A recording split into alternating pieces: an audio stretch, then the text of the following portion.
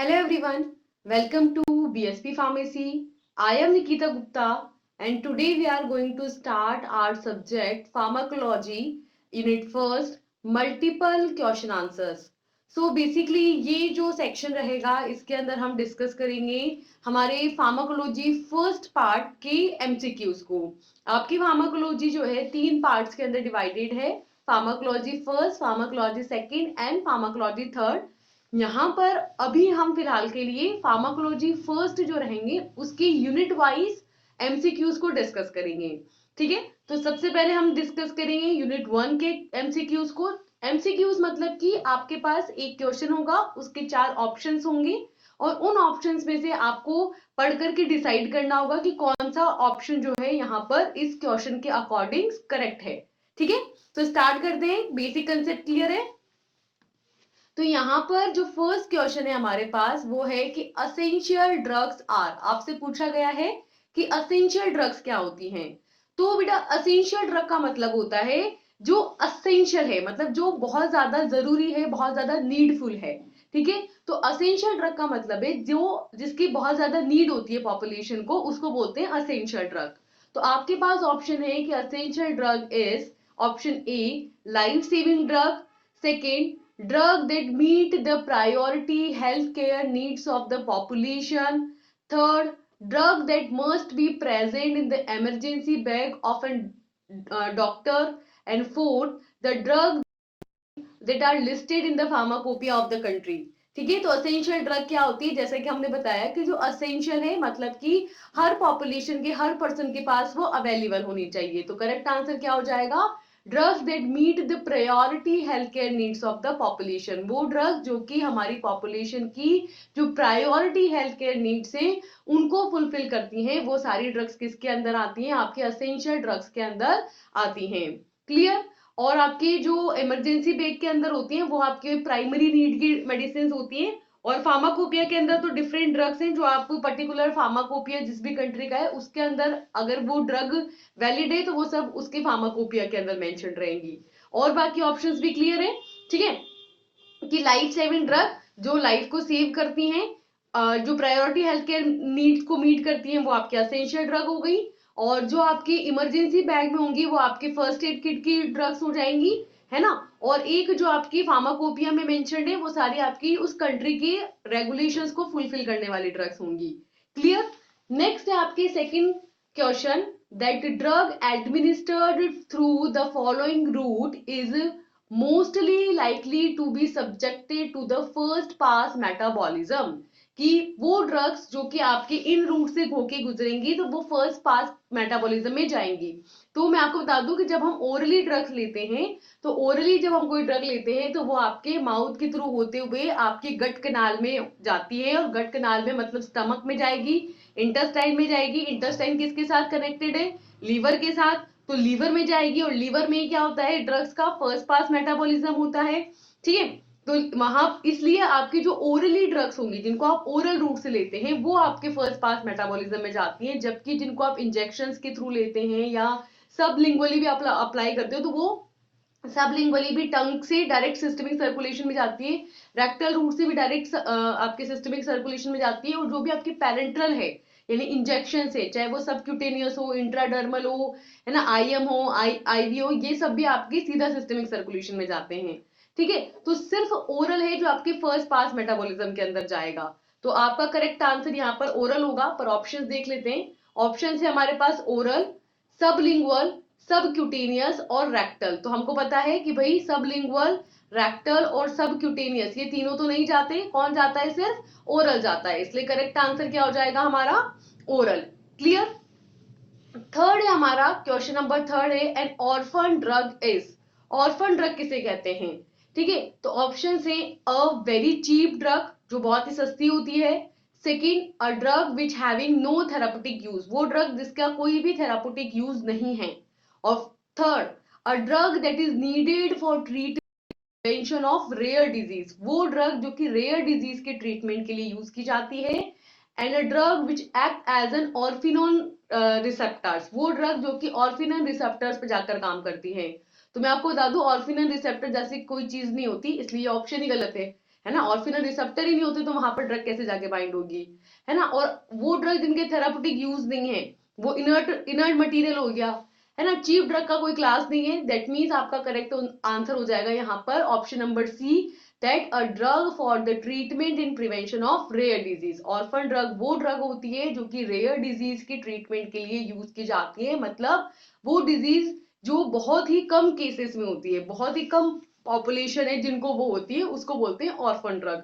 ठीक है, नेक्स्ट है आपका question number 4, that transdermal drug delivery system offers the following advantages except, कि जो ट्रांसडर्मल ड्रग डिलीवरी सिस्टम होता है TDDS, ठीक है, जिसके अंदर बेसिकली ट्रांसडर्मल पेचेस लगते हैं, ठीक है, तो उनके साथ क्या क्या एडवांटेज है एक्सेप्ट, ध्यान रखिएगा एक्सेप्ट पूछा है, यानी कि 3 होंगे जो एडवांटेज होंगे और 1 होगा जो नहीं होगा, तो आपको वो जो नहीं है वही आपका आंसर है। ठीक है, तो फर्स्ट है आपका कि they produce high peak plasma concentration, की जो TDDS होता है आपका ट्रांसडर्मल ड्रग डिलीवरी सिस्टम, ये आपकी high peak plasma concentration achieve कर पाता है, तो नहीं, है ना, क्यों नहीं कर पाता अभी मैं समझाती हूँ, पहले ऑप्शंस देख लेते हैं। सेकंड है कि they produce in smooth and non fluctuating plasma drug concentration of the drug, drug की एकदम स्मूथ और नॉन फ्लक्चुएटिंग मतलब बिल्कुल भी फ्लक्चुएशन जिसमें नहीं है वैसी प्लाज्मा ड्रग कंसेंट्रेशन ये अचीव करता है। सी है that they minimise inter individual variations in the achieved plasma drug concentration, कि प्लाज्मा ड्रग कंसेंट्रेशन को अचीव करने के अंदर ये क्या करता है, किसी भी पर्सन में जो भी वेरिएशंस हो रहे होते हैं उसको मिनिमाइज कर देता है। ठीक बात है। फिर है कि they avoid hepatic first pass metabolism of an drug, कि ड्रग का फर्स्ट पास मेटाबॉलिज्म इसमें नहीं होता, बिल्कुल सही बात है। जैसे कि हमने ऑलरेडी डिस्कस किया है कि ओरली जो होता है उसी में हमारी ड्रग आपके मोस्टली फर्स्ट पास मेटाबॉलिज्म में जाती है।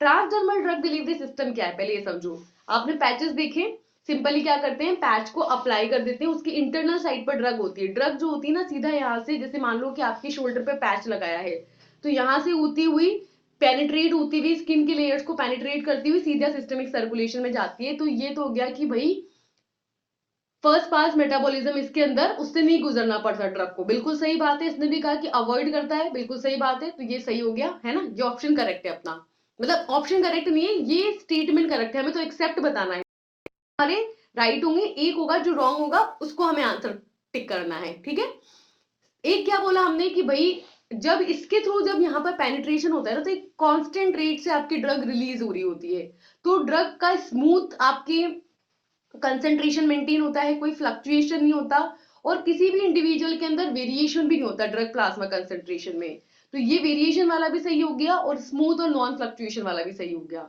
अब क्या बोल रहा है कि high peak plasma concentration achieve करता है, नहीं, constant peak plasma concentration achieve करता है, हाई नहीं करता। ठीक है, तो इसलिए ये ऑप्शन गलत है, दैट इज वाई आपका करेक्ट आंसर यहाँ पर क्या हो जाएगा, ऑप्शन नंबर ए। क्लियर है, इजी है। नेक्स्ट फिफ्थ क्वेश्चन है अपने पास कि इन addition to a slow intravenous infusion which of the following route of administration allows for titration of dose of a drug with the response, क्या बोला है आपको question में, क्वेश्चन ने ये बोला कि इनमें से आपको बताना है कि स्लो इंट्रावीनस इन्फ्यूजन, अगर स्लोली आईवी इन्फ्यूजन हो रहा है तो इनमें से कौन सा आपका रूट रहेगा जिसको हम टाइट्रेशन के लिए यूज करेंगे, यानी कि ड्रग की जो डोज रहेगी, ड्रग की डोज मतलब हम कितना ड्रग की डोज दे रहे हैं और उसके रिस्पेक्ट में कितना अपना रिस्पॉन्स आ रहा है। ठीक है, तो यहाँ पर हम टाइट्रेशन करेंगे तो टाइट्रेशन के लिए कौन सा रूट है आपका जो अलाउड करेगा, तो बेसिकली हमको यहाँ पर क्या पूछा है, हमको ये बोला है, क्वेश्चन को ध्यान से समझना पहले, कि भाई अगर आपके स्लोली आईवी इन्फ्यूजन हम कराते हैं, ठीक है, और उस स्लोली आईवी इन्फ्यूजन के साथ आपके कौन सा रूट होगा जो कि ड्रग की जो डोज रहेगी उस ड्रग की डोज के साथ यहाँ पर टाइट्रेशन को अलाउड करेगा और इस ड्रग के रिस्पेक्ट में रिस्पॉन्स को हम यहाँ पर मेजर कर पाएंगे। ठीक है, तो आपके पास ऑप्शंस हैं sublingual route, transdermal route, inhalation route और नेजल इनसफलेशंस। ठीक है, तो करेक्ट आंसर है आपके इनहलेशंस, क्योंकि यहाँ पर हम ड्रग को इनहेल करते हैं तो ड्रग को इनहेल करने पर भी उतनी ही कंसेंट्रेशन यहाँ पर प्रॉपरली मेंटेन हो पाती है। ठीक है, तो यहाँ पर आईवी के रिस्पेक्ट में हम बात कर रहे हैं, तो दैट इज वाई आपका करेक्ट आंसर हो रहा है इनहेलेशन। इनहेलेशन का भी वही सेम प्रिंसिपल होता है जो अपने आईवी में होता है, कि डायरेक्ट आपके सिस्टमिक सर्कुलेशन के ड्रग अंदर यहाँ पर आपकी ड्रग जाती है। तो करेक्ट आंसर है यहाँ पर इनहेलेशन। क्लियर। देन आपका क्वेश्चन नंबर 6 है that compare to the subcutaneous injection, SC injection की बात हो रही है। The intramuscular injection that is IM injection of drugs, अगर हमको कंपेयर करना है कि एससी इंजेक्शन के कंपैरिजन में जो आईएम इंजेक्शन है वो कैसा है, तो आपके ऑप्शंस हैं। First, it is more painful, इसमें ज्यादा दर्द होता है। Second, it produces faster response, देखने को मिलता है, बिल्कुल सही बात है। ठीक है। देन आपके है कि it is unsuitable for the depot preparation, and fourth is it carries greater risk to the anaphylactic reaction. देखो पेन, सबसे पहला ऑप्शन कह रहा है कि पेनफुल है, दोनों ही पेनफुल है, दोनों में इंजेक्शन लगता है, तो यहां पर तो कोई कंपैरिजन नहीं हो रहा। फास्टर रिस्पॉन्स की बात करें तो ऑब्वियस सी बात है, सब क्यूटेनियस में क्यूटेनियस लेयर में इंजेक्शन लग रहा है, जबकि इंट्रामस्कुलर के अंदर मसल में लगता है। मसल में लगने की वजह से उस ड्रग का अब्जॉर्प्शन फास्टर हो जाता है और एक्शन फास्टर देखने को मिलता है। तो ये बिल्कुल सही स्टेटमेंट है कि फास्टर रिस्पॉन्स देखने को मिलेगा आपको। ठीक है। थर्ड, ये बोल रहा है कि डिपोर्ट प्रिपरेशन के लिए सुटेबल नहीं है। डिपोर्ट प्रिपरेशन मतलब वही पैचेस वाली बात हो रही है। तो आईएम के अंदर और एससी के अंदर हम दोनों में ही इंजेक्शन की यहाँ पे बात कर रहे हैं, तो डिपोर्ट प्रिपरेशन की कोई बात यहाँ पर अप्लाई नहीं होती। और फोर्थ है कि एनाफाइलेक्टिक रिएक्शन, एनाफाइलेक्टिक रिएक्शन का मतलब होता है एलर्जिक रिएक्शन। ठीक है। तो एलर्जिक रिएक्शन का भी इंजेक्शन से कोई लेना देना नहीं होता, इंजेक्शन में मोस्टली पेन होता है ना, कई बार वो पंचर होती है आपकी स्किन, तो इस वजह से पेन होता है और रेडनेस हो जाती है थोड़ी बहुत, बस, बाकी कोई एनाफाइलेक्टिक रिएक्शन वैसे कोई देखने को नहीं मिलती। ठीक है। तो ऐसा नहीं है कि दोनों के कंपैरिजन में एनाफाइलेक्टिक रिएक्शन आईएम में होगी, दोनों में सेम पंचर ही होगा, दोनों के अंदर इंजेक्शन ही लगेगा। बस ये होगा कि आईएम में रिस्पॉन्स आपको फास्टर देखने को मिलेगा क्योंकि मसल में जाकर के इंजेक्शन लग रहा है। ठीक है। नेक्स्ट क्वेश्चन है आपका, which of the following drug is administered by intranasal spray or application for the systemic action? इनमें से आपकी कौन सी ड्रग है जिसको हम इंट्रानेजल स्प्रे की फॉर्म में या इंट्रानेजली यहां पर अप्लाई कर सकते हैं सिस्टमिक एक्शन देखने के लिए? ड्रग्स के बारे में बताया है और ड्रग्स में से पूछा है कि इनमें से कौन से ड्रग को आप दे सकते हो। ठीक है। तो आपके पास ऑप्शन है फिनाइलेफ्रीन, डेस्मोप्रेसिन, एजेलास्टीन एंड बेक्लोमिथासोन डाइप्रोपियोनेट। ठीक है। तो यहां पर आपको सिंपली ध्यान रखना होगा कि आपकी ड्रग है डेस्मोप्रेसिन, जिसको हम नेजल इंट्रानेजली रूट के थ्रू देते हैं यहाँ पर, है ना। ये सिंपली लर्निंग बेस्ड क्वेश्चन है कि सिस्टमिक एक्शन अगर आपको चाहिए तो इंट्रानेजली आप कौन से ड्रग दे सकते हैं, डेस्मोप्रेसिन। ये लर्निंग बेस्ड क्वेश्चन है, इसमें कोई कंसेप्ट नहीं है। नेक्स्ट है, select the route of administration which carries the highest risk of adversely affecting vital functions। इनमें से हमें रूट ऑफ एडमिनिस्ट्रेशन को चूज करना है जिसको सबसे ज्यादा हायर रिस्क है कि भाई वो एडवर्सली अफेक्ट हो सकता है, उसके जो वाइटल फंक्शन है सबसे ज्यादा अफेक्ट हो सकते हैं। मतलब अगर हम यहाँ पर इंजेक्शन की बात हो रही है, इन चारों इंजेक्शन को देते हैं तो सबसे ज्यादा कौन सा वाइटल फंक्शन यहाँ पे अफेक्ट होगा, तो कौन सी इंजेक्शन से होगा बेसिकली। तो फर्स्ट है आपके इंट्रा आर्ट्रियल, ऑब्वियस सी बात है इसको आर्टरीज किया जाएगा। इंट्राथीकल, इसको थीकल थीकल कैविटी के अंदर, है ना, यानी कि आपके जॉइंट्स में एंटर किया जाएगा, आर्टिकुलर होता है सॉरी वो। नेक्स्ट होता है इंट्रावीनस, इसको ऑब्वियस सी बात है वेन्स के अंदर इंट्रोड्यूस किया जाएगा। और इंट्रामस्कुलर, इसको मसल्स के अंदर इंट्रोड्यूस किया जाएगा। ठीक है। तो यहां पर पूछ रहा है कि इनमें से कौन सा आपका इंजेक्शन होगा जो सबसे ज्यादा रिस्की होगा, तो सबसे ज्यादा रिस्की होगा आपके इंट्रावीनस, क्योंकि यहां पर आपकी जो ड्रग होगी वो वेन्स में जाएगी। ठीक है। और अगर इसमें कोई भी इशू हुआ तो कहीं ना कहीं आपके जो वाइटल फंक्शंस होंगे बॉडी के वो अफेक्ट होंगे। ठीक है। वैसे तो सभी यहाँ पर बहुत ही सेंसरी पार्ट हैं, जैसे आर्टरीज हो गई, वेन्स हो गई, ठीक है, थीकल कैविटीज हो गई, और आपकी मसल हो गई, तो ये सभी बहुत ही सेंसिटिव पार्ट है और सभी आपके वाइटल फंक्शंस को अफेक्ट करेंगे। पर सबसे ज्यादा रिस्क में कौन है कि वेन्स। ठीक है। सबसे ज्यादा वीनस। अगर आपने जैसे देखा भी होगा कि लोग जो सुसाइड करते हैं वो सबसे पहले अपनी वेन्स काटते हैं, वेन्स ही कट की जाती है, तो उसकी वजह से इंस्टेंट डेथ हो जाती है ना। तो इसीलिए वेन्स सबसे ज्यादा यहाँ पर अफेक्ट कर रही है, क्योंकि वेन्स को अगर थोड़ा सा भी हार्म होता है तो सिंपली डेथ की तरफ अग्रसर हो जाता है, सिंपली डेथ हो जाती है। तो इसलिए वेन्स को सबसे ज्यादा प्रोटेक्ट करने की जरूरत है, बहुत ध्यान से इंजेक्शन लगाने की जरूरत है। ठीक है, नेक्स्ट है अपने alkalization of urine hastens the excretion of. देखो इसमें ना एक बेसिक कंसेप्ट है, क्या बोल रहे हैं, यूरिन का क्या हुआ है आपके एल्कलाइजेशन। एल्कलाइजेशन का मतलब क्या है कि यूरिन की जो पीएच है वो कैसी हो गई है, बेसिक। ठीक है, बेसिक का मतलब है कि आपके पीएच कितने हो गई है, 7 से ज्यादा हो गई है। ठीक है, यही है। तो अब ये बोल रहा है कि अगर आपका यूरिन जो है वो एल्कलाइनेशन कर रहे हैं हम उसका, alkalinization of urine hasten the excretion of. अगर आपके एल्कलाइनेशन होगा यूरिन का तो किसके एक्सक्रीशन को फास्ट करेगा, तो देखो एल्कलाइन है तो वो किसके साथ फटाफट फटाफट बाइंड करेगा, एसिड के साथ, है ना। और एसिड के साथ बाइंड करके एसिड को एलिमिनेट करा देगा, एसिड न्यूट्रलाइज होता जाएगा और एलिमिनेट होता जाएगा। तो बेसिकली एल्कलाइनेशन में किसको एलिमिनेट कराएगा, एसिड को। तो आपके पास ऑप्शंस हैं weekly basic drugs, weakly acidic drugs, strong electrolytes और non polar drugs.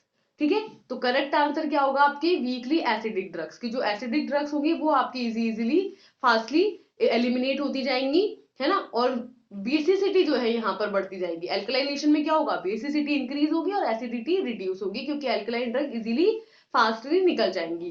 Clear.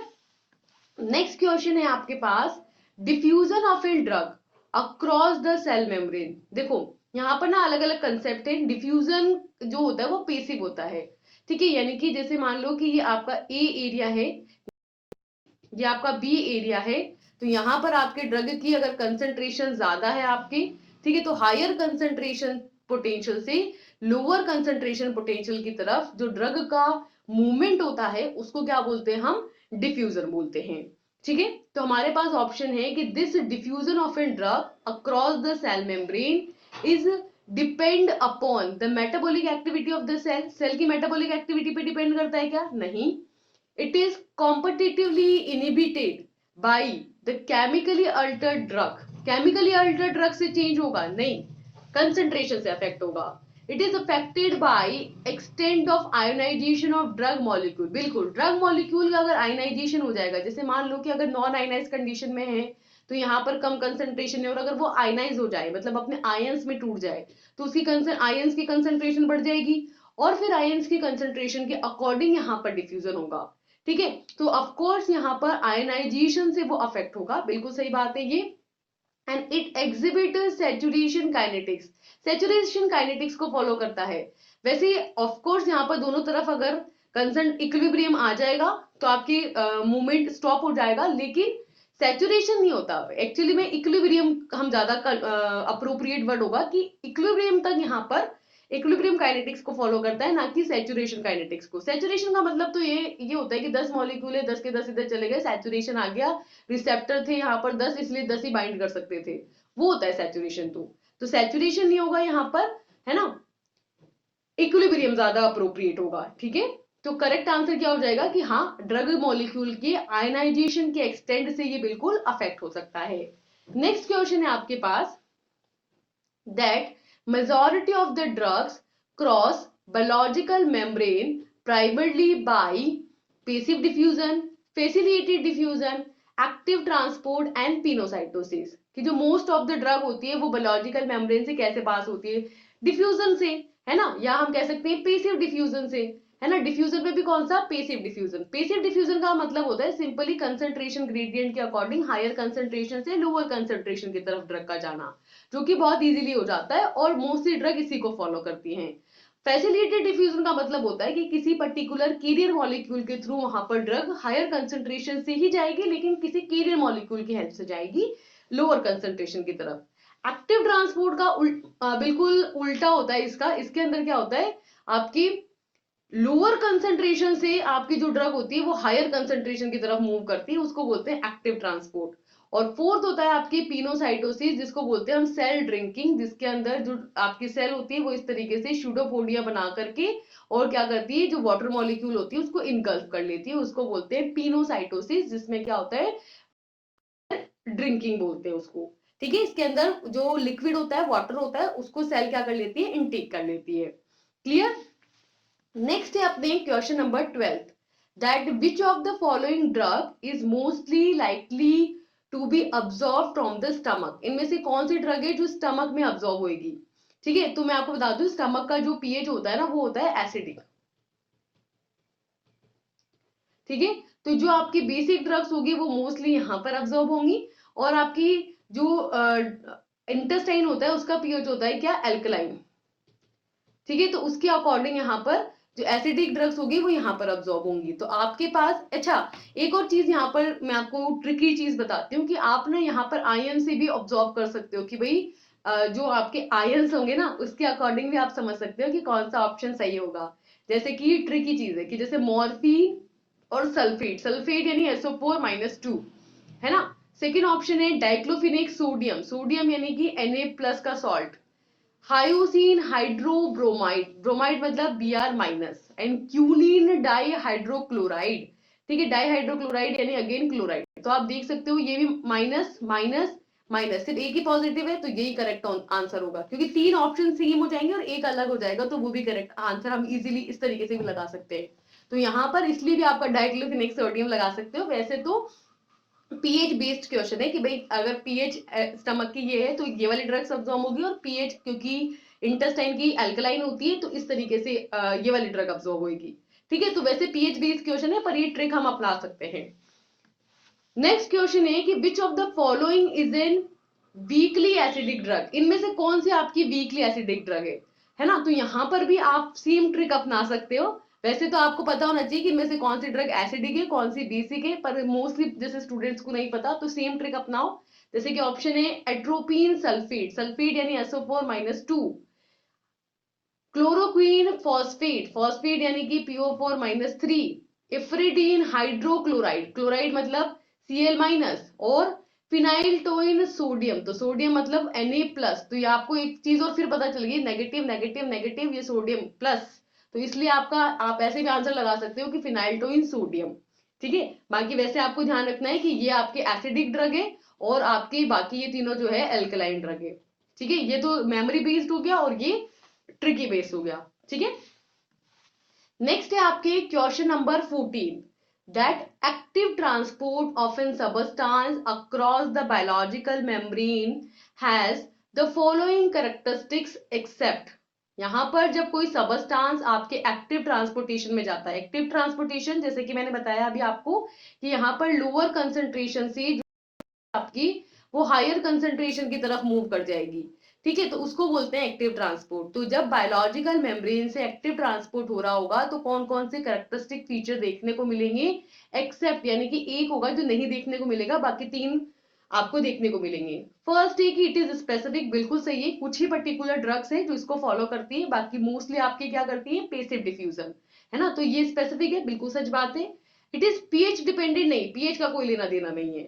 Third, it is सैचुरेबल, बिल्कुल इसके अंदर भी सैचुरेशन स्टेट आएगी, एक लिमिट स्टेट तक ही हम बिल्कुल एनर्जी अप्लाई करके, क्योंकि एनर्जी बेस्ड होता है पूरा प्रोसेस, तो एनर्जी अप्लाई करके लोअर कंसंट्रेशन से हायर कंसंट्रेशन में भेज पाते हैं। And it requires metabolic energy, बिल्कुल जैसा मैंने जस्ट कहा कि एनर्जी एक्वायर करके ही ये हो पाता है ना। तो मेटाबॉलिक एनर्जी रिक्वायर करता है, बिल्कुल सही बात है। तो कौन सा ऑप्शन गलत है, पीएच डिपेंडेंट वाला, तो करेक्ट आंसर क्या हो गया, ऑप्शन नंबर बी। ठीक है, नेक्स्ट क्वेश्चन है आपके पास, the most important factor which governs diffusion of drugs across the capillaries other than those in the brain is, कि भाई यहां पर जो मोस्ट इंपॉर्टेंट फैक्टर है जिसकी हेल्प से आपके ड्रग्स का डिफ्यूजन होता है कैपिलरीज के थ्रू, ठीक है, ब्रेन के अंदर, तो उसको कौन कौन से फैक्टर्स हैं जो गवर्न करते हैं। ठीक है, एक्सेप्ट तो नहीं पूछा, नहीं, ठीक है, तो क्या है आपके पास ऑप्शंस कि ये दोबारा समझो क्या बोल रहा है कि आपका ये ब्रेन है, ठीक है, ब्रेन के अंदर आपकी काफी सारी यहाँ पर कैपिलरीज है और कैपिलरीज के अंदर ड्रग्स का डिफ्यूजन हो रहा है। तो डिफ्यूजन को अफेक्ट करने वाले या मेन जो सबसे इंपॉर्टेंट फैक्टर होगा इस डिफ्यूजन के लिए वो कौन सा है, तो आपके पास ऑप्शन है blood flow through the capillary, capillary के थ्रू जितना ज्यादा ब्लड फ्लो रहा होगा उतना ही ज्यादा डिफ्यूजन होगा, बिल्कुल सही बात है। ड्रग लिपिड सॉलिबिलिटी, बिल्कुल सॉलिबिलिटी भी यहाँ पर अफेक्ट करेगी, लेकिन वो ये है कि इंपॉर्टेंट है पर इतना ज्यादा इंपॉर्टेंट भी नहीं है, क्योंकि वाटर सॉल्युबल भी डिफ्यूज होंगे और जो आपके ऑयल सॉल्युबल है लिपिड सॉल्युबल है वो भी डिफ्यूज होंगे। ड्रग का पीके वैल्यू और मीडियम का पीएच। तो सब वैसे तो सारे इंपॉर्टेंट है, ड्रग का पीके वैल्यू भी मैटर करता है, पीएच भी मैटर करती है, पर ये जो है ना स्टमक के केस में ज्यादा, जो जीआईटी वॉल से यानी कि ओरल रूट की ड्रग होती है ना, वहां पर ये ज्यादा कंसिडरेशन में होती है। लिपिड सॉलिबिलिटी आपके स्किन पेनिट्रेशन के अंदर ज्यादा इंपॉर्टेंट फैक्टर होता है। तो यहाँ पर कैपिलरीज के अंदर सबसे जो इंपॉर्टेंट फैक्टर है वो है कि भाई ब्लड कितना फ्लो हो रहा है, ब्लड जितना ज्यादा फ्लो होगा उतना ही आपके ड्रग डिफ्यूज हो पाएगी। ठीक है, तो करेक्ट आंसर होगा option number A. Then next question है आपके पास कि tricyclic anti depressants can alter the oral absorption of many drugs by, कि जो ट्राइसाइक्लिक एंटी डिप्रेसेंट्स होते हैं ना, ठीक है, वो कैसे आपके ड्रग के ओरल अब्जॉर्प्शन को अफेक्ट करते हैं, है ना। तो यहाँ पर इनका पे हमको जाना पड़ेगा, क्योंकि हम फार्माकोलॉजी फर्स्ट डिस्कस कर रहे हैं, तो जब हम ट्राइसाइक्लिक एंटी डिप्रेसेंट पढ़ेंगे तब हम इस कंसेप्ट को और ज्यादा अच्छे से समझ सकते हैं कि किस तरीके से ये ओरल अब्जॉर्प्शन को अफेक्ट करते होंगे। बाकी अभी के लिए हमारे को सिर्फ चीज ध्यान रखनी पड़ेगी कि ये क्या करते हैं, जो हमारा स्टमक में हम इसको लेते हैं ओरली रूट से, तो गट मोटिलिटी को ये अफेक्ट कर देते हैं। अभी के लिए हमें ध्यान रखना पड़ेगा, लेकिन जब हम मैकेनिज्म ऑफ एक्शन पढ़ेंगे ट्राइसाइक्लिक एंटी डिप्रेसेंट का, तब हमें ये पूरी बात समझ में आ जाएगी कि किस तरीके से इनका फार्माकोकाइनेटिक्स होता है, यानी कि कैसे इनका अब्जॉर्प्शन होता है, जहां पर ये गट मोटिलिटी को अफेक्ट कर पाते हैं। तो वैसे आपके ऑप्शन है कि complexing with the other drugs in the intestinal lumen, तो कॉम्प्लेक्सेशन यहाँ पर नहीं होता, कॉम्प्लेक्सेशन मोस्टली मेटल आयन के केस में होता है ना, वो आपकी चिलेशन करती है। तो यहाँ पर ये गलत हो जाएगा। Altering the gut flora, gut flora पे कोई इफेक्ट नहीं होता, and damaging the gut mucosa, mucosa को भी बिल्कुल कोई अफेक्ट नहीं करता। सिर्फ गट की जो मोटिलिटी है, मोटिलिटी मतलब मूवमेंट, जो पेरिस्टलिसिस मूवमेंट हो रहा होता है उसको ये अफेक्ट करते हैं। क्लियर है। नेक्स्ट क्वेश्चन है आपके पास, bioavailability of an drug refers to. देखो बायो अवेलेबिलिटी का मतलब ये होता है कि बायोलॉजिकली जो अवेलेबल ड्रग है ना उसको बोलते हैं बायो अवेलेबिलिटी। यानी कि जैसे मान लो आपने 100 ग्राम ड्रग खाई, है ना, अब आपने खाई, आपने जैसे ओरली रूट से खाई, तो आपकी गई, फिर वो थोड़ी सी आपके कहीं अब्जॉर्ब हो गई, कहीं रिटेन हो गई, कहीं पेनिट्रेट मतलब बैरियर को क्रॉस नहीं कर पाई, तो अल्टीमेटली लास्ट में आपके सिस्टमिक सर्कुलेशन के अंदर कितनी ड्रग पहुंच पाई, है ना, क्योंकि अलग अलग बैरियर्स को क्रॉस करना होता है, उसको अलग अलग पीएच वगैरह को हैंडल करना होता है ना। फर्स्ट पास मेटाबॉलिज्म में भी जाती है कई ड्रग्स जो ओरली रूट से लेते हैं, स्पेशली उनके केस में। तो वहां पर आपने जितनी ड्रग ली और कितनी आपके सिस्टमिक सर्कुलेशन में पहुंच पाई उसको बोलते हैं उसकी बायो अवेलेबिलिटी। ठीक है, तो आपके पास ऑप्शन है percentage of administered drug that reaches the systemic circulation in a unchange form. बिल्कुल सही बात है कि भाई आपने जो परसेंटेज, उसका परसेंटेज जो आपने ड्रग ली है, एडमिनिस्टर करिए, उसका कितना परसेंटेज आपके सिस्टमिक सर्कुलेशन में बिना चेंज हुए एज इट इज पहुंच जाता है, उसको बोलते हैं उसकी बायो अवेलेबिलिटी। ठीक है। सेकंड है ratio of oral and parental dose, नहीं, ओरल रूट और पेरेंटल रूट आईवी रूट का रेशियो नहीं। Ratio of orally administered drug to that excreted in the faecal material, नहीं, क्या आपने ओरली कितनी ली और फीकल मटेरियल में कितनी निकली उसका रेशियो नहीं। थर्ड है ratio of drug excreted unchange in the urine to that excreted as a metabolite, कि भाई आपके यूरिन में जितनी ड्रग निकल रही है और एज ए मेटाबोलाइट कितनी ड्रग निकल रही है अदर रूट से, उसका रेशियो, ये भी नहीं। तो आपका करेक्ट आंसर क्या है, फर्स्ट ये कि आपने कितनी ड्रग ली, कितनी आपके सिस्टमिक सर्कुलेशन में बिना चेंज हुए एज इट इज पहुंच गई, उसको बोलते हैं उसकी बायो अवेलेबिलिटी। ठीक है। नेक्स्ट है आपके question number 18, that the most important factor which governing absorption of an drug from intact skin is, सबसे इंपॉर्टेंट फैक्टर कौन सा है जब हम ड्रग को स्किन के थ्रू लेते हैं तो वो ड्रग के अब्जॉर्प्शन को अफेक्ट करता है ना। तो सबसे इंपॉर्टेंट फैक्टर है लिपिड सॉल्युबिलिटी, क्योंकि वाटर सॉल्युबल हमारी जो स्किन की लेयर है ना, मेनली क्या होता है कि ये लिपिड सॉल्युबल है, मतलब लिपिड को तो पेनिट्रेट होने देती है लेकिन वाटर को पेनिट्रेट नहीं होने देती, है ना। वरना क्या होता है, आप हाथ धोते और हाथ को आपको सुखाना नहीं पड़ता, पोंछना नहीं पड़ता, क्योंकि वो सारा ही अब्जॉर्ब कर लेती है, पर ऐसा नहीं होता है ना, क्योंकि वाटर को अब्जॉर्ब नहीं करती है, मोस्टली लिपिड को अब्जॉर्ब करती है। तो यही है कि सबसे इंपॉर्टेंट फैक्टर जो यहाँ पर गवर्निंग है इंटेक्ट स्किन से अब्जॉर्प्शन के लिए, वो है उसकी लिपिड सॉल्युबिलिटी। तो आपके पास ऑप्शन है ड्रग का मॉलिक्यूलर वेट, अच्छा ये भी अफेक्ट करता है थोड़ा बहुत, नॉट ऑन दैट एक्सटेंड, क्योंकि सबसे इंपॉर्टेंट फैक्टर पूछा है तो इसलिए मॉलिक्यूलर वेट भी करता है यहाँ पर ना, स्पेशली जब मेटाबॉलिज्म कराते हैं तब वहां पे बताते हैं कि इतने से इतने मॉलिक्यूलर वेट का होगा तो फिर इस मेटाबॉलिज्म में जाएगा, इतने से इतने में होगा तो फिर इसमें जाएगा, ऐसे। तो वहां पे मॉलिक्यूलर वेट ज्यादा इंपॉर्टेंट कंसिडरेशन होता है मेटाबॉलिज्म के अंदर। साइट ऑफ एप्लीकेशन, स्किन के अंदर पूरी बॉडी का स्किन पार्ट एक जैसा ही है, चाहे बस ये है कि कहीं पे थोड़ी थिन लेयर है, कहीं पे थोड़ी नंबर ऑफ लेयर्स ज्यादा हैं, बस इतना ही डिफरेंस है। बाकी सब पूरी स्किन है सेम ही लेयर की, है ना, बस नंबर ऑफ लेयर्स आपकी ज्यादा हो सकती है। तो साइट ऑफ एप्लीकेशन नहीं। लिपिड सॉलिबिलिटी, बिल्कुल हाँ, लिपिड सॉलिबिलिटी काफी ज्यादा यहाँ पे अफेक्ट करता है। फोर्थ है आपकी nature of the base use in the formulation, formulation को बनाने के लिए जो आपने बेस यूज किया है उसका नेचर वो भी अफेक्ट करेगा कहीं ना कहीं वैसे तो, पर मोस्टली यहाँ पर हम लिपिड सॉल्युबल बेस ले लेंगे तो फिर हमको ज्यादा दिक्कत नहीं आती। तो बेस का नेचर अफेक्ट करता है पर नॉट ऑन दैट एक्सटेंट, इसलिए करेक्ट आंसर है लिपिड सॉल्युबल। ये भी अफेक्ट करता है, ये भी करता है लेकिन उतना नहीं, ये भी करता है पर उतना नहीं, तीनों फैक्टर अफेक्ट करते हैं लेकिन सबसे इंपॉर्टेंट फैक्टर क्या है, लिपिड सॉल्युबिलिटी। ठीक है, नेक्स्ट क्वेश्चन है आपके पास, that bioavailability differences among the oral formulation of a drug are most likely to occur if the drug is freely water soluble, is completely absorbed, is incompletely absorbed and undergoes little first pass metabolism।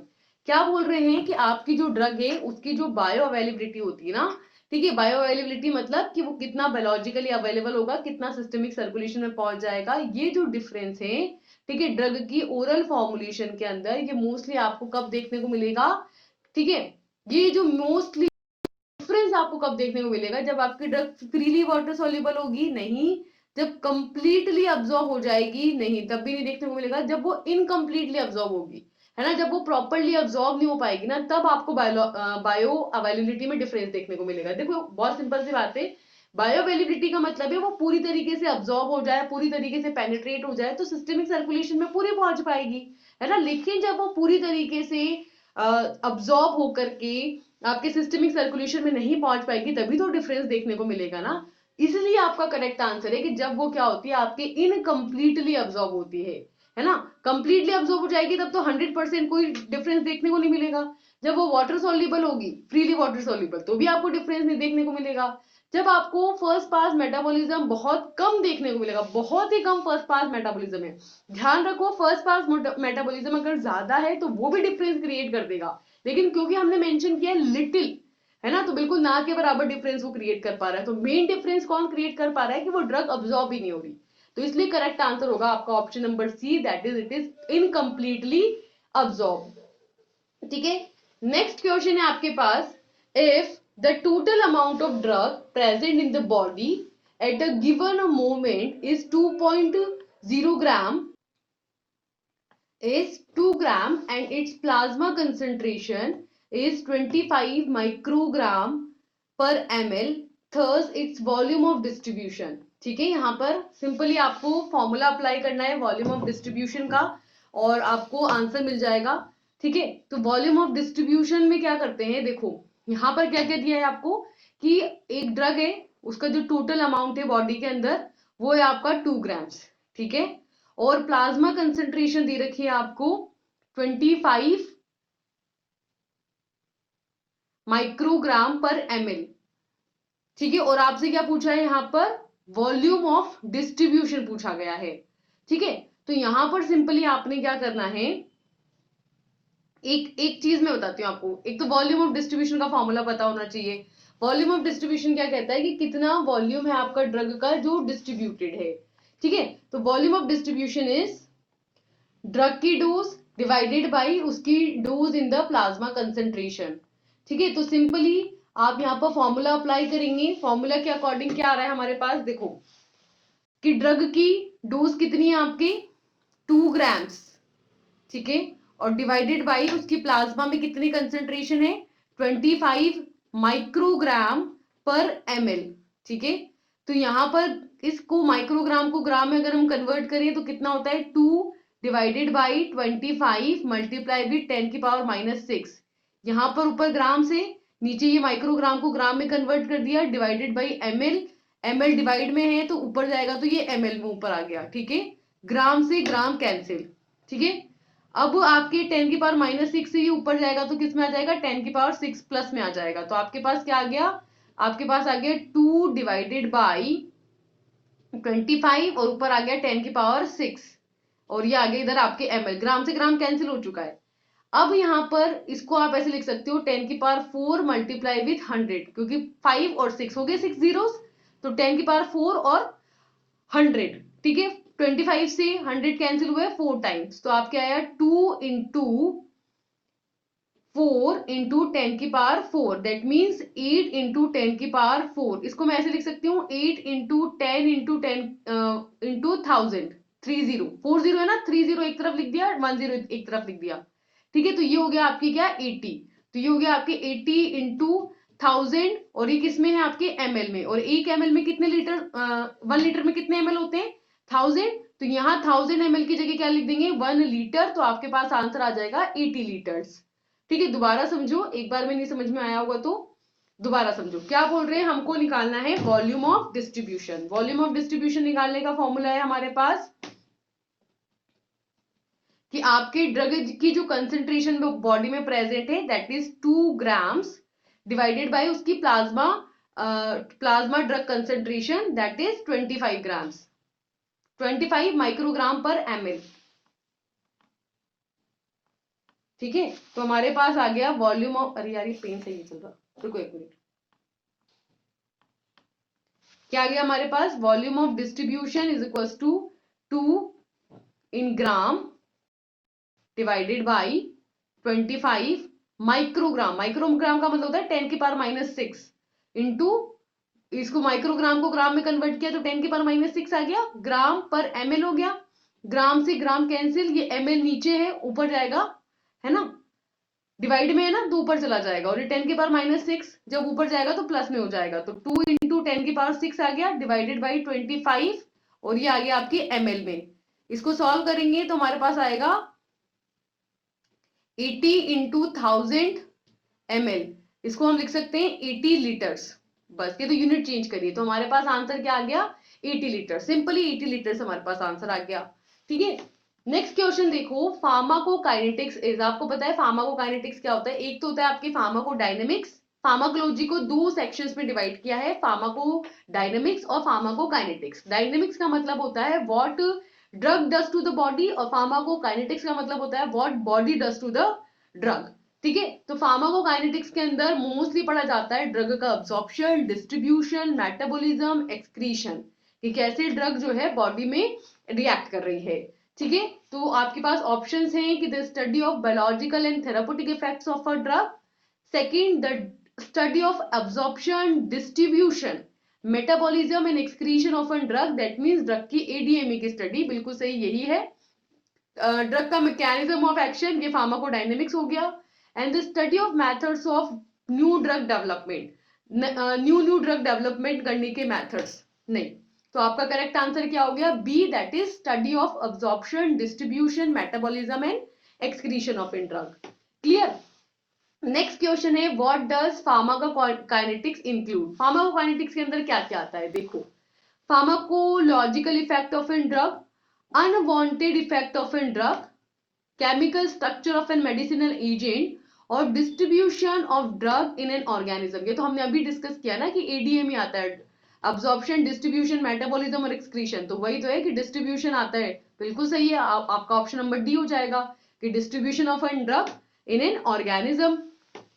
Next question है the main mechanism of most of the drug absorption in GI tract, जब GI tract के अंदर drug की absorption होती है तो जो main mechanism apply होती है, मैंने आपको पहले ही बता दिया, most of the drug passive diffusion के थ्रू ही अब्जॉर्ब होती है, कुछ स्पेशल केसेस है जब फैसिलिटेटेड और एक्टिव ट्रांसपोर्टेशन हम यूज करते हैं, या फिर हम पिनोसाइटोसिस और फेगोसाइटोसिस को यूज करते हैं। तो यहाँ पर बहुत कॉमन जो यूज है वो आपका है पैसिव डिफ्यूजन, तो लिपिड डिफ्यूजन या पैसिव डिफ्यूजन इसको बोलते हैं। बाकी अदर ऑप्शन है active diffusion, that is a carrier mediated diffusion, filtration for aqueous diffusion and endocytosis, exocytosis. नहीं, करेक्ट आंसर हो गया डिफ्यूजन, सबसे जो कॉमन है वो डिफ्यूजन है। वो भी पैसिव डिफ्यूजन। ठीक है, सबसे कॉमन यही है, मेन मैकेनिज्म यही होती है। देन नेक्स्ट क्वेश्चन है आपके पास कि what does the term bio availability mean. ये तो रिपीट हो गया कि बायो अवेलेबिलिटी मतलब कि कितना ड्रग कंसंट्रेशन आपके सिस्टमिक सर्कुलेशन में प्रेजेंट है, और या फिर हम कह सकते हैं कि बिना चेंज, इन अनचेंज फॉर्म। तो ऑप्शंस हैं plasma protein binding, degree of an substance कि कितना प्लाज्मा प्रोटीन बाइंडिंग करेगा, नहीं। Permeability through the blood brain barrier, नहीं। Friction of an unchanged drug reaching the systemic circulation following any route of administration कि कितना आपका friction amount होगा जो सिस्टमिक सर्कुलेशन के अंदर पहुंच पाएगा जब वो किसी भी रूट के थ्रू एडमिनिस्टर करें, चाहे हम ओरली रूट के through, IM, IV, subcutaneous, nasal, inhalation, किसी भी रूट के थ्रू आप इंसर्ट कराएं, लेकिन आपने जितना अमाउंट दिया है और कितना आपके सिस्टमिक सर्कुलेशन में पहुंच पा रहा है अनचेंज फॉर्म में, उसको बोलते हैं उसकी बायो अवेलेबिलिटी। ठीक है, तो correct answer is option number C. And the fourth option is amount of substance is urine relative to the initial dose, नहीं, यूरिन से हमें कोई रिलेशन नहीं है इसका।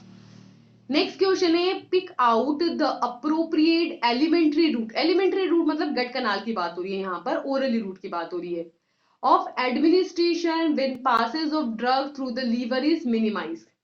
ये बोल रहा है कि आपके पूरी गट कैनाल के अंदर आपको डिस्कस करना है, सोचना है और आपको बताना है कि आपकी ड्रग जो है जब वो through the liver is minimized, कि भाई वो गट कैनाल में से होके जानी चाहिए आपकी ड्रग, लेकिन लीवर के अंदर उसका पहुंचना मिनिमम होना चाहिए। देखो ओरली रूट में गट कैनाल से ही जाएगी, लेकिन लीवर में जाएगी, फर्स्ट पास मेटाबॉलिज्म में जाएगी, इसलिए ओरल यहां पर आंसर नहीं होगा।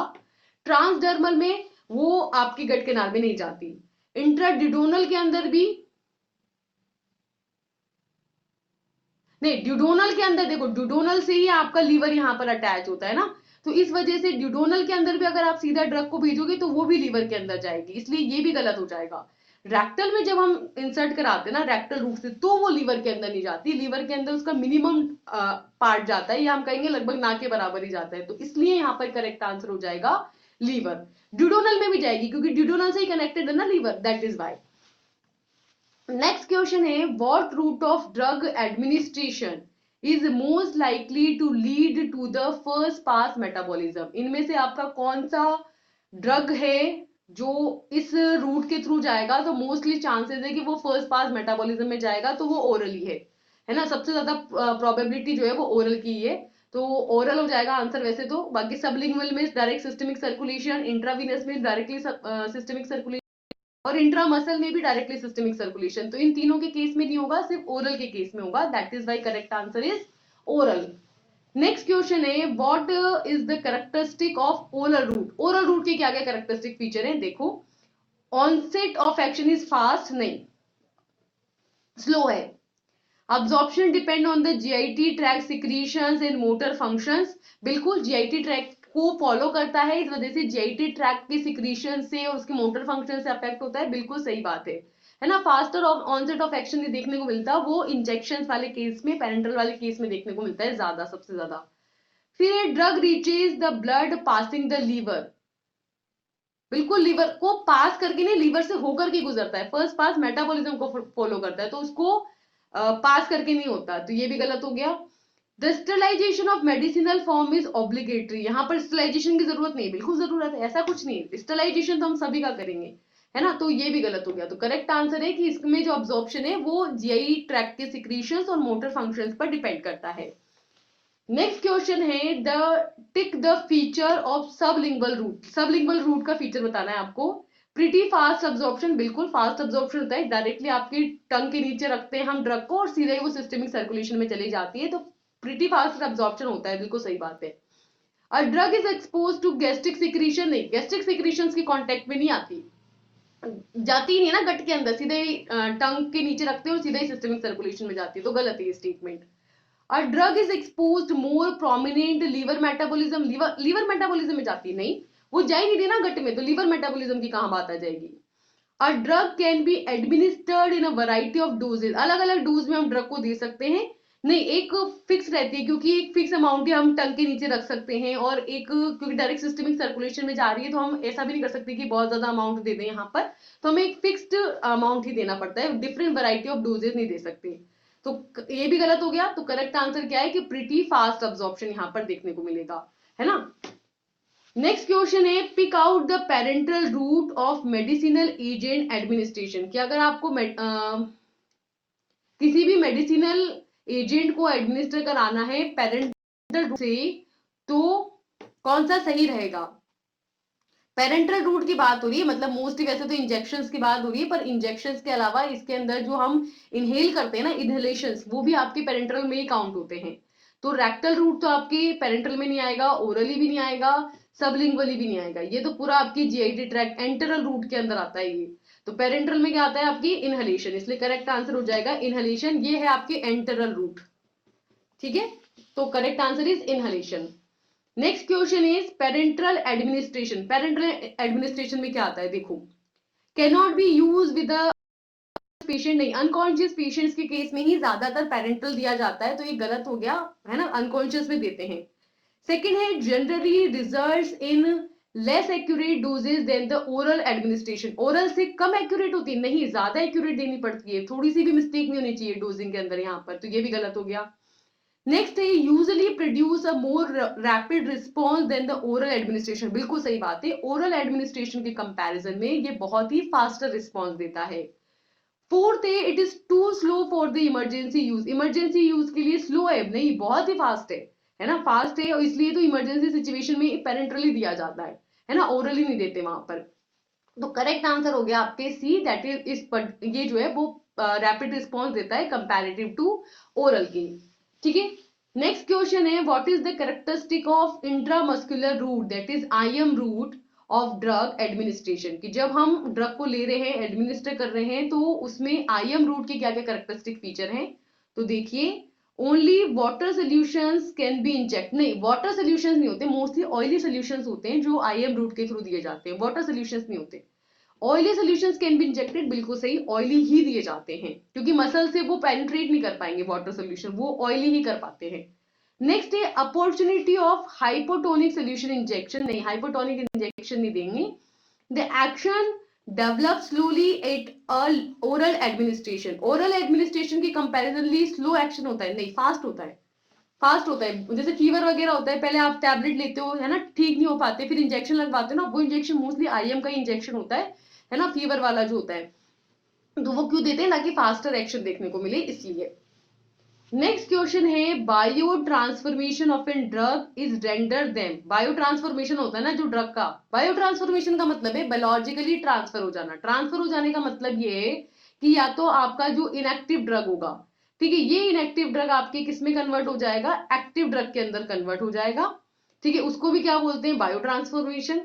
एक होता है कि आपकी जो एक्टिव ड्रग है वो आपके एक्टिव मेटाबोलाइट के अंदर कन्वर्ट हो जाए, या फिर आपकी एक्टिव ड्रग जो है वो इनएक्टिव ड्रग के अंदर कन्वर्ट हो जाए, ये तीनों ही प्रोसेस आपके बायो ट्रांसफॉर्मेशन में आती है, ठीक है। तो ये जो बायो ट्रांसफॉर्मेशन का प्रोसेस है, ये आपके सब्सटेंस को या ड्रग को क्या बना देता है, लेस आयनाइज, मोर फार्माकोलॉजिकली एक्टिव, मोर लिपिड सोल्यूबल और लेस लिपिड सोल्यूबल। देखो मोस्टली तो लेस लिपिड सोल्यूबल बनाता है, इसका रीजन क्या है कि बायो ट्रांसफॉर्मेशन का जो प्रोसेस किया जाता है ना, वो इसलिए किया जाता है कि ड्रग जो है मेटाबोलाइज होकर के एक्सक्रीट आउट हो जाए, उसके एक्सक्रीशन को इंक्रीज करने के लिए किया जाता है। तो यहाँ पर आपके लिपिड सोल्यूबल ड्रग को लेस लिपिड सोल्यूबल ड्रग में, या हम कहते हैं पोलर ड्रग के अंदर, पोलर ड्रग के अंदर कन्वर्ट किया जाता है, ताकि ड्रग का एक्सक्रीशन यहाँ पर फास्टर हो, ठीक है। तो उसको कन्वर्ट किस में करते हैं, सोल्यूबल में।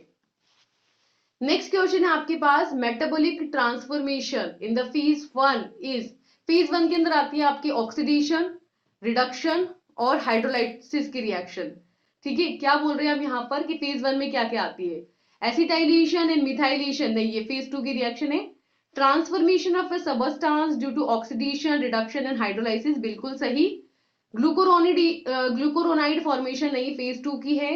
बाइंडिंग टू प्लाज्मा प्रोटीन, इसका बायो ट्रांसफॉर्मेशन से रिलेशन नहीं है, तो इसलिए करेक्ट आंसर क्या हो जाएगा, transformation of a substance due to oxidation, reduction and hydrolysis, ठीक है। नेक्स्ट क्वेश्चन है कि टी हाफ, यानी टी हाफ का मतलब है कि आपकी ड्रग जो है वो आधी हो गई है, हाफ हो गई है, ठीक है। Is a time required, T half किस टाइम को रिप्रेजेंट करता है, वो टाइम जिसमें आपकी ड्रग की कंसेंट्रेशन हाफ हो जाती है, उसको बोलते हैं T half.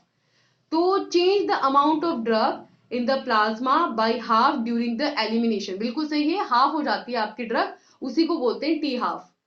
Metabolize the half of an introduced drug, जितनी आपने ड्रग इंट्रोड्यूस की उसकी हाफ आपके यहाँ पर मेटाबोलाइज हो जाती है। नहीं, मेटाबोलिज्म से मतलब नहीं है कि भाई वो एक्टिव मेटाबोलाइट में कन्वर्ट हो गई, नहीं, वो आपकी 50% कंज्यूम हो गई है और अभी 50% आपके एलिमिनेशन में है, ड्यूरिंग द एलिमिनेशन, ठीक है। नेक्स्ट है absorb a half of introduced drug, आपने जितनी ली उसका 50% अब्सॉर्ब हो गई तो 50% बायो अवेलेबिलिटी हो गई, मतलब है ना, बायो अवेलेबिलिटी होगी, वो हाफ लाइफ नहीं होगी। Bind the half of introduced drug to the plasma protein, नहीं, प्लाज्मा प्रोटीन से भी रिलेशन नहीं है, तो करेक्ट आंसर है कि change the amount of an drug in plasma by half, कि आपकी प्लाज्मा में पहुंच गई, जैसे सिस्टमिक सर्कुलेशन में जितनी पहुंचनी थी पहुंच गई, अब उसका हाफ आपके जो है यहाँ पर काम कर दिया है उसने और अब वो एलिमिनेशन की तरफ है, मतलब एलिमिनेट हो गई 50%, 50% ही ड्रग बची है सिस्टमिक सर्कुलेशन में, उसको बोलते हैं उसका टी हाफ, ठीक है। नेक्स्ट क्वेश्चन है कि pharmacodynamics involve the study of except, pharmacodynamics में मेनली मैकेनिज्म ऑफ एक्शन को डिस्कस किया जाता है कि कैसे आपकी ड्रग बॉडी में एक्ट करेगी, है ना। तो इसमें एक्सेप्ट पूछा है यानी कि क्या नहीं है, तो 3 ऑप्शन सही होंगे, एक गलत होगा, उसको ढूंढना है, ठीक है। तो ऑप्शन है biological and therapeutic effect of an drug, बिल्कुल सही। Absorption and distribution of an drug, नहीं, ये क्या है, फार्माकोकाइनेटिक्स, ठीक है, ये काइनेटिक्स है, तो अब्जॉर्प्शन डिस्ट्रीब्यूशन नहीं। मैकेनिज्म ऑफ एक्शन डिस्कस करते हैं, ड्रग इंटरैक्शंस भी इसमें डिस्कस करते हैं, क्या नहीं करते, absorption distribution metabolism and excretion, इसलिए करेक्ट आंसर क्या हो गया आपका ऑप्शन नंबर बी, ठीक है। नेक्स्ट क्वेश्चन है कि pharmacodynamics involve the study of following, pharmacodynamics में हम क्या स्टडी करते हैं, जैसे कि मैंने बताया मैकेनिज्म ऑफ एक्शन को करते हैं, तो फर्स्ट ऑप्शन ये है मैकेनिज्म ऑफ ड्रग एक्शन, बिल्कुल सही। अदर ऑप्शंस क्या है, biotransformation of drug in an organism, transformation उसमें करते हैं काइनेटिक्स के अंदर, distribution of an drug kinetics के अंदर, एक्सक्रीशन ये भी काइनेटिक्स के अंदर, तो ये तीनों तो आप किस में करते हो, काइनेटिक्स में स्टडी करते हो, ये आप फार्माकोडायनेमिक्स में करते हो, इसलिए ऑप्शन ए आपका करेक्ट होगा। नेक्स्ट क्वेश्चन है व्हाट डज एफिनिटी मींस, देखो एफिनिटी का मतलब है कि आपकी ड्रग जो है वो कितनी एफिनिटी रखती है रिसेप्टर के साथ बाइंड होने की, कितनी टेंडेंसी रखती है, उसको बोलते हैं उसकी एफिनिटी, ठीक है। तो एफिनिटी का क्या मतलब है, it is a measure of how tightly a drug bind to a plasma protein, plasma protein के साथ कितनी बाइंड कर रही है, नहीं, it measure how tightly a drug bind to a receptor, बिल्कुल सही, रिसेप्टर के साथ कितनी बाइंड कर रही है उसको बोलते हैं उसकी affinity. A measure of inhibiting potency of an drug, drug की इनहिबिटिंग पोटेंसी होती है, नहीं। मेजर ऑफ बायो अवेलेबिलिटी, नहीं। तो करेक्ट आंसर क्या है कि ड्रग जो है वो आपकी कितना रिसेप्टर के साथ बाइंड हुई है वो होती है उसकी affinity, that is why correct answer हो जाएगा आपका option number B. Next question है कि target proteins which is a drug molecule binds to, कि भाई जो आपके टारगेट प्रोटीन्स होते हैं ना, जो आपके ड्रग मॉलिक्यूल के साथ बाइंड करते हैं, ठीक है, तो वो किस किस से बाइंड करते हैं, ठीक है, वो टारगेट प्रोटीन बताने जिनके साथ आपका ड्रग मॉलिक्यूल बाइंड करता है, तो रिसेप्टर के साथ बाइंड करते हैं आपकी ड्रग, हाँ, आयन चैनल के साथ करती है, हाँ, कैरियर प्रोटीन्स के साथ करती है, हाँ, तो ऑल ऑफ द अबव, हाँ, इन सभी के साथ करती है, रिसेप्टर के साथ भी, आयन चैनल्स के साथ भी, कैरियर के साथ भी, तीनों के साथ आपकी ड्रग बाइंड हो जाती है, इसलिए करेक्ट आंसर होगा all of the above. Next question है कि a agonist is in substance, agonist कौन सा सबस्टांस होता है, एगोनिस्ट जो कि जो एक्शन है उसको फेवर करता है उसको बोलते हैं एगोनिस्ट। तो देखो interact with an receptor without producing an effect, मतलब रिसेप्टर के साथ इंटरेक्शन करता है और कोई इफेक्ट नहीं प्रोड्यूस करता, नहीं, वो एगोनिस्ट नहीं होता। interact with the receptors and initiate changes in the cell function and producing various effects, हाँ बिल्कुल रिसेप्टर के साथ बाइंड होता है, सेल फंक्शनिंग को इनिशिएट भी करता है और डिफरेंट इफेक्ट्स भी देखने को मिलते हैं, बिल्कुल सही बात है। Increase concentration of another substance to produce effect, नहीं, दूसरे सब्सटेंस की कंसेंट्रेशन को नहीं बढ़ाता। Interacts with the plasma protein and does not produce any effect, नहीं, प्रोड्यूस तो करता है नहीं इफेक्ट, तो ये तो गलत हो गया ना, और ना प्रोटीन बाइंडिंग से है, यहाँ तो इफेक्ट है, रिसेप्टर के साथ बाइंड होगा और फिर इफेक्ट देगा, उसको बोलते हैं एगोनिस्ट, तो इसलिए करेक्ट आंसर हो जाएगा आपका ऑप्शन नंबर डी। नेक्स्ट है आपका question that a antagonist is in substance, antagonist होता है जो अपोजिट एक्शन देता है, अपोजिट एक्शन ऐसे नहीं देता कि भाई इफेक्ट को अपोज कर देता है, नहीं, देखो एक तो एगोनिस्ट है, एगोनिस्ट जब आपका ड्रग से बाइंड होगा ना तो क्या होगा कि आपको उसके फेवर में इफेक्ट देखने को मिलेंगे। एंटागोनिस्ट क्या करता है, एंटागोनिस्ट यहाँ पर खुद आकर के बाइंड हो जाता है और एगोनिस्ट को बाइंड नहीं होने देता, इस वजह एगोनिस्ट का इफेक्ट आना था ना वो नहीं आ पाता जब एंटागोनिस्ट बाइंड करता है तो ऑप्शंस क्या है आपके पास कि बाइंड टू द रिसेप्टर, बिल्कुल सही। Initiate changes in the cell function and producing the maximum effect, नहीं, ये करता है आपका एगोनिस्ट। एगोनिस्ट ऐसा करेगा कि वो बाइंड होगा और मैक्सिमम इफेक्ट देगा, एंटागोनिस्ट नहीं करेगा ऐसा।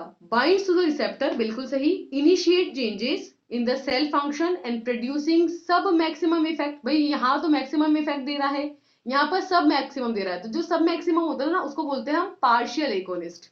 ठीक है, ये पार्शियल एगोनिस्ट के बारे में बात हो रही है।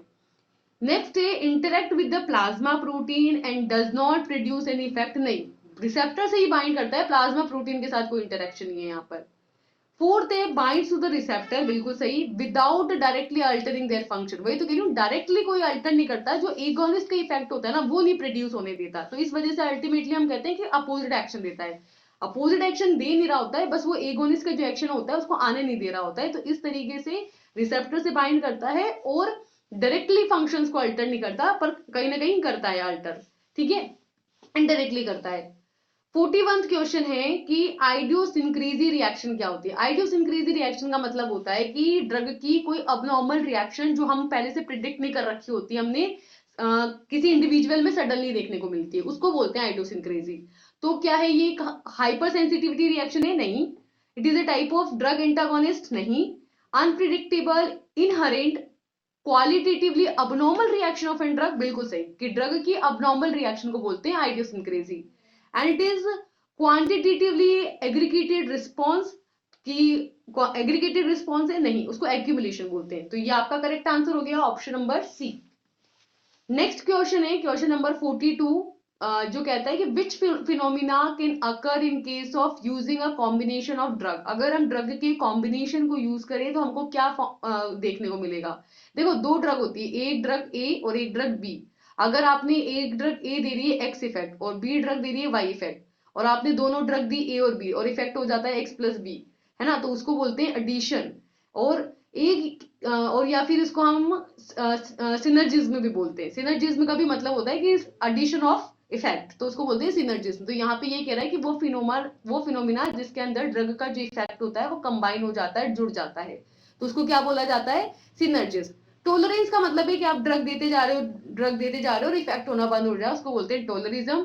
एक्यूमुलेशन में ड्रग आप लेते जा रहे हो, इकट्ठा होती जा रही है और टॉक्सिक इफेक्ट दे रही है, वो एक्यूमुलेशन। और ट्रैकीफाइलिक्सिस का मतलब है कि एडवर्स रिएक्शंस। सिनर्जिज्म का मतलब होता है जो इफेक्ट होगा वो आपके एड हो जाएगा, एडिशन ऑफ इफेक्ट्स कहलाता है सिनर्जिज्म।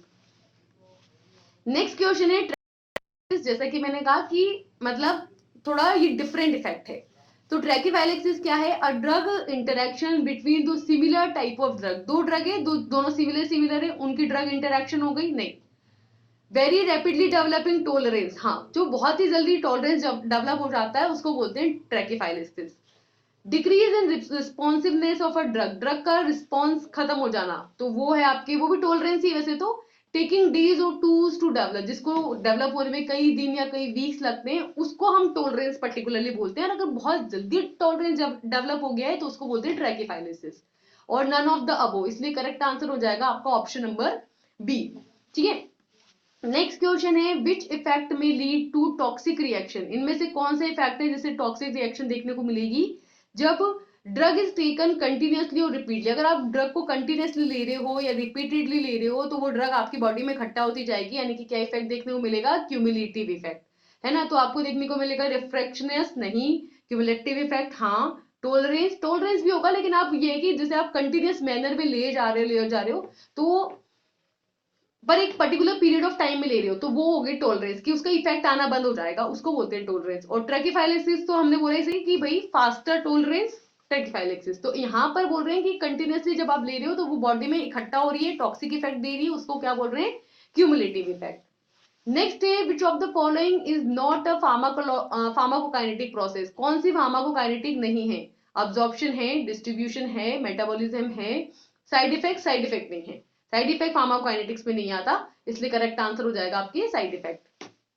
नेक्स्ट क्वेश्चन है फार्माकोडायनेमिक कंसीडर्स, फार्माकोडायनेमिक्स में क्या आता है, ड्रग का मैकेनिज्म ऑफ एक्शन, यानी कि ड्रग किस तरीके से drug does effect to the body, drug का बॉडी के ऊपर effect.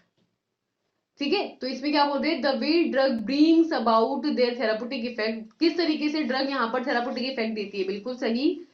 The way drug are absorbed distributed metabolized and excreted, किस तरीके से ड्रग अब्सॉर्ब होगी, डिस्ट्रीब्यूट होगी, मेटाबोलाइज होगी, एक्सक्रीट होगी, यानी कि ड्रग की फार्माकोकाइनेटिक प्रॉपर्टीज हो गई ये।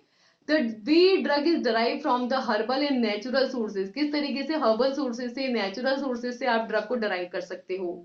The way drugs can be used to diagnose prevention and treatment of illness, कि किस तरीके से आप ड्रग को यहाँ पर डायग्नोज कर सकते हो, है ना, कैसे डिजीज को ट्रीट कर सकते हो, डिजीज को होने से रोक सकते हो, ये भी आपके फार्माकोडायनेमिक्स में नहीं आएगा, फार्माकोडायनेमिक्स में आएगा कि किस तरीके से आपकी ड्रग थेरापेटिक इफेक्ट देती है। That is why correct answer हो गया आपके ऑप्शन नंबर ए। ठीक है, नेक्स्ट क्वेश्चन है that the liver is the major organ for, किसके लिए, मेटाबॉलिज्म के लिए सबसे ज्यादा काम करता है। तो ऑप्शन आपका वैसे तो मेटाबॉलिज्म हो गया, बाकी अदर ऑप्शन से अब्जॉर्प्शन, डिस्ट्रीब्यूशन, नहीं, metabolism is the correct answer. ठीक है, तो option B is the correct answer. Next question है कि most of the drugs and metabolites are excreted by, किसके through most of the drug excrete होते हैं, यूरिन के थ्रू सबसे ज्यादा होते हैं, और यूरिन में बेसिकली मतलब किडनी के थ्रू यहाँ पर मेटाबॉलिज्म सबसे ज्यादा होता है। ठीक है, तो most of the drug and metabolites किसके थ्रू एक्सक्रीट होते हैं, किडनी के थ्रू, उसके बाद सेकंड नंबर पे बाइल के थ्रू, है ना, और फिर बाकी लेस अमाउंट में लंग्स और पर्सपिरेशन, सलाइवा, टीयर्स, इनसे भी होते हैं पर कंसर्न काफी कम अमाउंट के अंदर। ठीक है, नेक्स्ट है 49, that which of the following route of drug administration is most convenient and would not require skilled health care supervision, कौन सा रूट है जिसमें किसी सुपरविजन की जरूरत नहीं है और सबसे ज्यादा कन्वीनियंट है, ओरली रूट, सबसे ज्यादा वही टैबलेट खाते हो आप, है ना, तो सबसे ज्यादा कौन सा है, ओरल। बाकी इंट्रावीनस, इंट्रामस्कुलर, सबक्यूटेनियस, तीनों के लिए आपको सुपरविजन की जरूरत है, एक फिजिशियन की जरूरत है जो इंजेक्शन लगा सके, तो सबसे कन्वीनियंट क्या है, ओरल। नेक्स्ट है last question, which of the following are parenteral product, इनमें से कौन सा है जो पेरेंटल प्रोडक्ट है, एक्सेप्ट, यानी कि एक है जो नहीं है, बाकी सब है पेरेंटल प्रोडक्ट। एम्प्यूल्स का इंजेक्शन लगता है, वायल्स का इंजेक्शन लगता है, प्री फिल्ड सिरिंजेस, सिरिंजेस है मतलब इंजेक्शन लगेगा, टॉपिकल पेचेस इंजेक्शन से नहीं लगता, तो ये पेरेंटल प्रोडक्ट नहीं है, बाकी आपके तीनों पेरेंटल प्रोडक्ट हैं, that is why correct answer is topical patches. ठीक है, तो ये हुए हमारे फर्स्ट 50 एमसीक्यूज फार्माकोलॉजी फर्स्ट के। अब हम मिलेंगे नेक्स्ट लेक्चर के साथ जिसमें हम और इसी तरीके के एमसीक्यूज को डिस्कस करेंगे। So thank you and all the best, bye bye.